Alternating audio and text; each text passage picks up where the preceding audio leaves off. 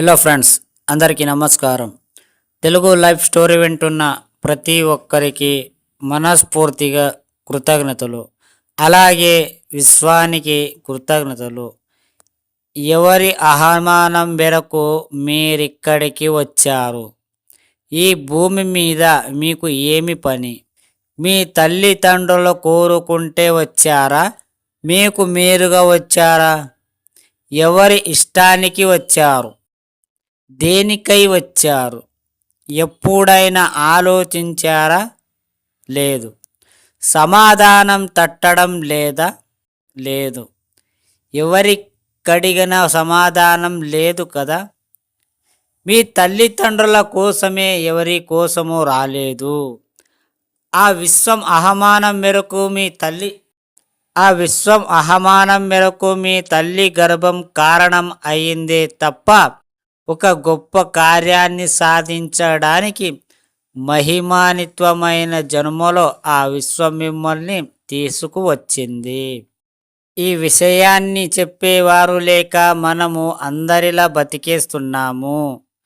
ఇదే జీవితం అనుకొని ఏదో భ్రమలో కాలం గడుపుతున్నారు. ఈ మానవుల మనుగాడికి ఎందరో మహానుభావులు వారి వారి ఆలోచనల ద్వారా ఎన్నో అద్భుతమైన విషయాలను ఆవిష్కరించారు. ప్రకృతితో మమేకమై మాట్లాడే మహాపురుషులు, విశ్వంతో అనుసంధానమై రాబోయే కలలకు అనుగుణంగా ఎన్నో రహస్యాలను ఎన్నో సంవత్సరాల క్రితమే వ్రాసిన ఋషిపుంగవులెందరో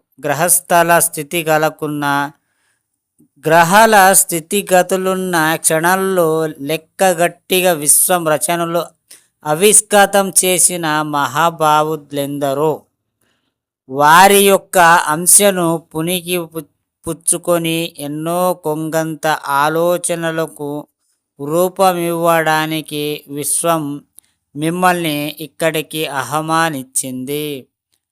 మహానుభావులు మీరు అన్న విషయాన్ని మరవద్దు. ఎందరో మహానుభావులు, అందరికీ వందనాలు.